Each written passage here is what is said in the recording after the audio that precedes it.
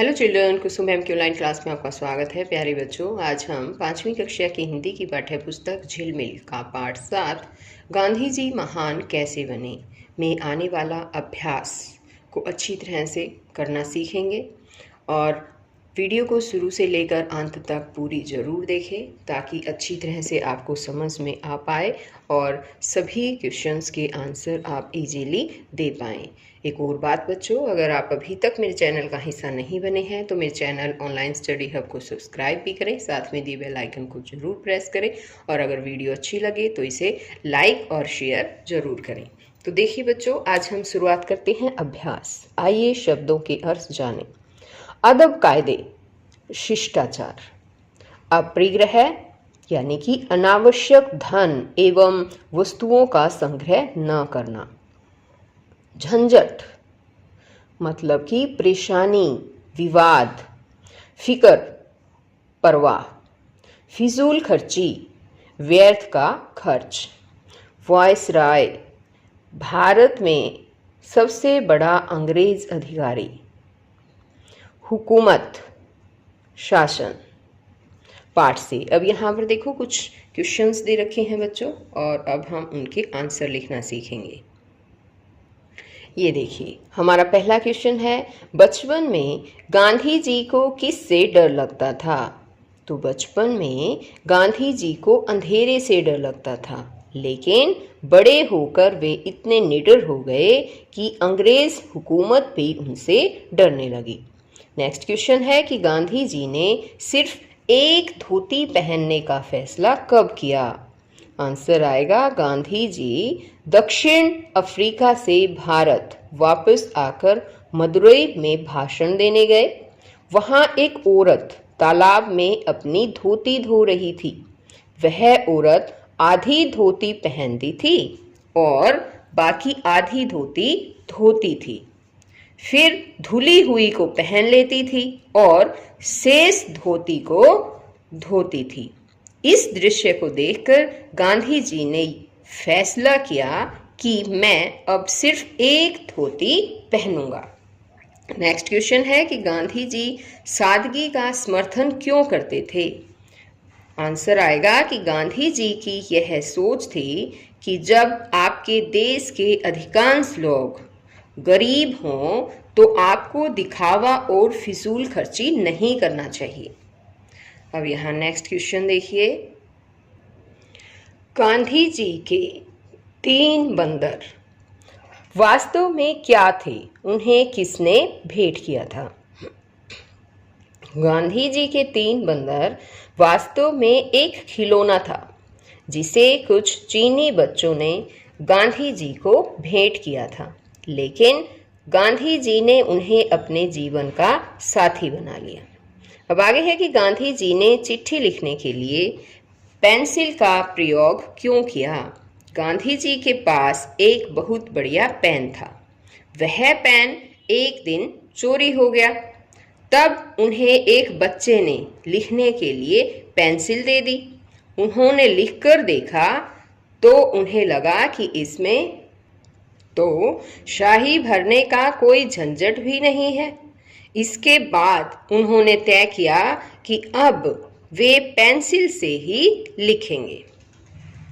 हमने इसके question answer किए। उसके बाद अब आता है आपकी बात। जब आप किसी व्यक्ति को गरीबी या बेबसी की स्थिति में पाते हैं तो आपके मन में क्या ख्याल आता है? तो ये इस क्वेश्चन का आंसर बच्चों आपको देना है। बताइए, जब आप किसी भी गरीब व्यक्ति को देखते हैं तो मन में क्या आता है? उसके प्रति दया के भाव आते हैं और हम सोचते भी हैं कि हे भगवान, इसके सभी कष्टों को, इसकी गरीबी को दूर कर दो ताकि वह भी अपना जीवन अच्छे तरीके से बिता सके, है ना? और मन में क्या ख्याल आता होगा बताओ? और उसकी सहायता करने का भी ख्याल आता है ना? अब आगे है कि गांधी जी को बचपन में अंधेरे से डर लगता था। आपको किससे डर लगता है और क्यों? तो बताना है बच्चों, आपको भी अंधेरे से डर लगता है क्या? ये आपको यहाँ पर इस क्वेश्चन का आंसर खुद ही देना है। आगे है पाठ से आगे, यह भी जाने। गांधी जी का पूरा नाम क्या था? तो गांधी जी का पूरा नाम बच्चों मोहनदास करमचंद गांधी था। अब आगे है, गांधी जी के माता पिता का क्या नाम था पता है? गांधी जी की माता का नाम पुतलीबाई और पिता का नाम करमचंद गांधी था। यहाँ पर ये जगह कम थी ना, इसलिए मैंने पिता नहीं लिख पाई, तो आपको वैसे समझा देती हूँ। माता है पुतलीबाई और पिता है करमचंद गांधी। आगे है, गांधी जी को सबसे पहले महात्मा किसने कहा? किसने कहा था पता है? रविंद्रनाथ टैगोर ने। आगे, गांधी जी को राष्ट्रपिता की उपाधि किसने दी? किसने दी थी पता है? नेताजी सुभाष चंद्र बोस ने उन्हें राष्ट्रपिता की उपाधि दी थी। आगे की सत्याग्रह क्या है पता है बच्चों? सत्याग्रह क्या होता है? सत्याग्रह यानी कि सत्य के लिए आग्रह करना सत्याग्रह है। आजादी की प्राप्ति के लिए गांधी जी का यह सबसे प्रमुख सिद्धांत था। भूख हड़ताल या उपवास रखकर शांतिपूर्ण सही बात को मनवाने का प्रयास करना सत्याग्रह है। अब आगे कि गांधी जी के 3 बंदर हमें क्या सिखाते हैं? तो बच्चों, हमने पढ़ा था ना कि गांधी जी के 3 बंदर वास्तव में असली के बंदर नहीं थे। गांधी जी के 3 बंदरों में एक के मुंह पर हाथ है, दूसरे की आंखों पर और तीसरे के कानों पर हाथ है।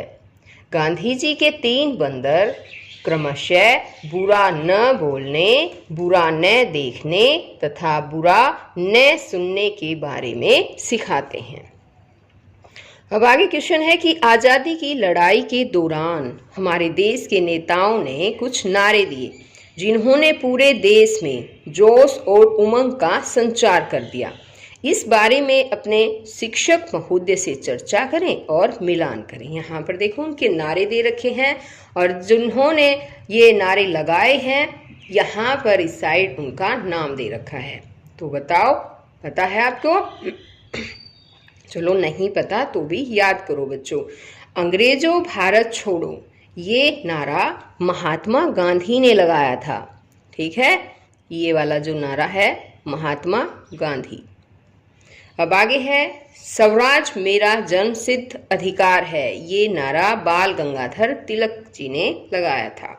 जय जवान जय किसान, जय जवान जय किसान का नारा जो है वो लाल बहादुर शास्त्री ने लगाया था। तुम मुझे खून दो मैं तुम्हें आज़ादी दूंगा, ये नारा किसका ने लगाया पता है? ये नारा लगाया था सुभाष चंद्र बोस ने। इंकलाब जिंदाबाद, इंकलाब जिंदाबाद का जो नारा है वो लगाया है भगत सिंह ने। ठीक है, अब आगे है भाषा की बात। सुने, बोले और लिखें। तो यहाँ पर जितने भी वर्ड्स दे रखे हैं वो आपको मैं बता देती हूँ, बोल देती हूँ, आपको सुनना भी है, साथ साथ पीछे पीछे बोलना भी है, और यहाँ जो जगह दे रखी है वहाँ पर आपको ये लिखना भी है।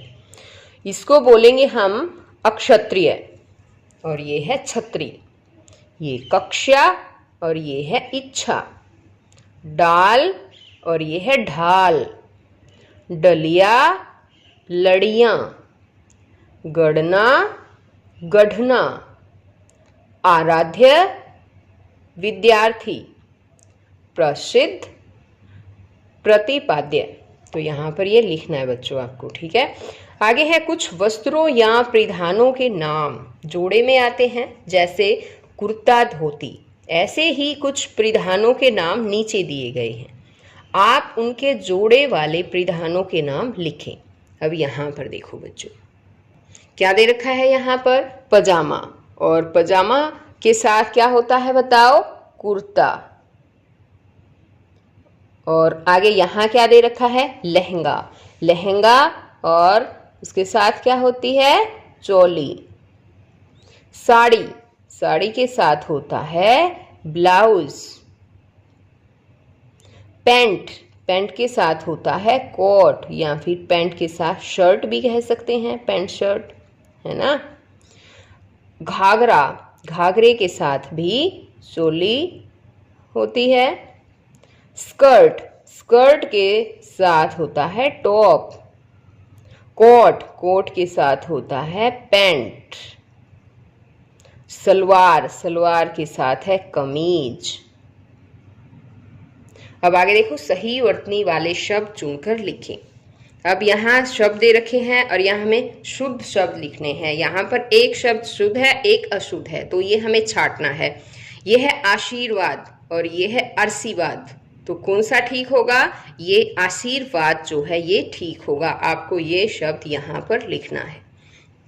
आगे है ये इंचार्ज, ये भी इंचार्ज है, लेकिन ये वाला जो इंचार्ज है वो शुद्ध है।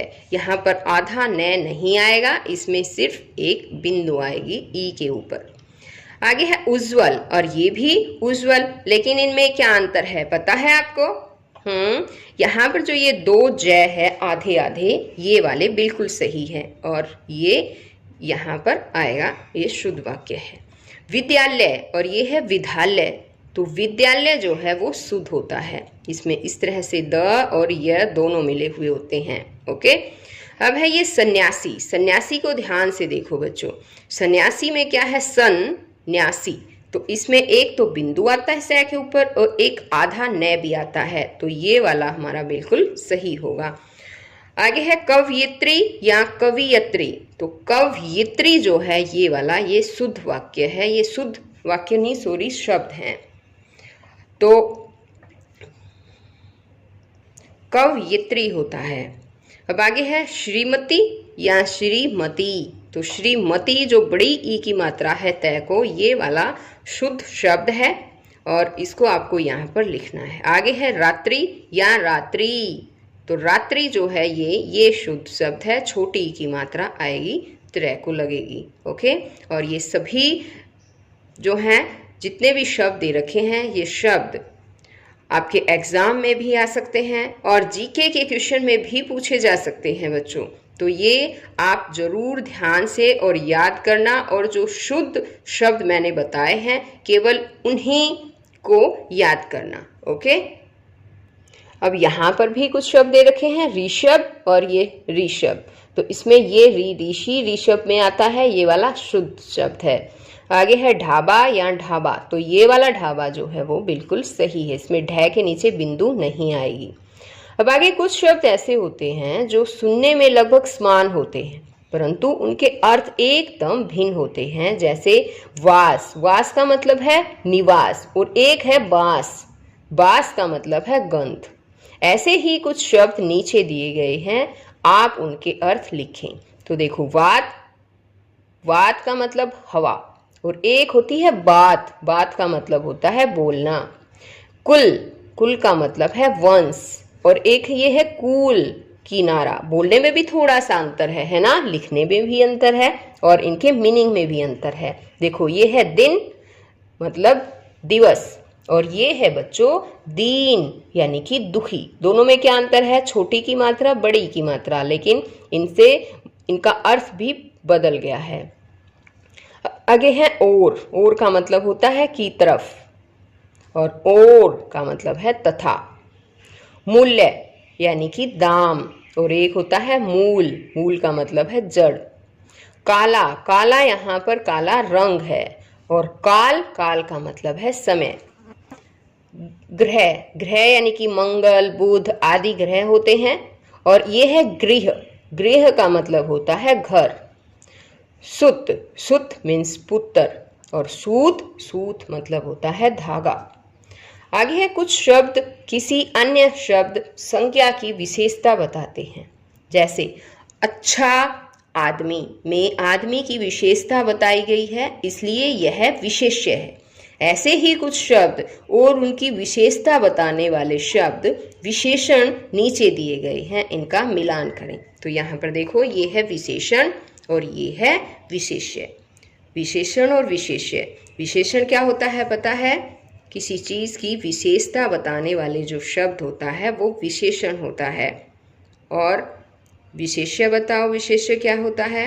जिस भी चीज़ की विशेषता बताई जाती है वो होता है विशेष्य। अब जैसे दूध की विशेषता बताई जाएगी, क्या है दूध कैसा है? सफ़ेद होता है ना? तो इस तरह से करेंगे हम। ये है काली, काली क्या होता है पता है? काली के साथ कौन सा विशेष्य यूज होगा?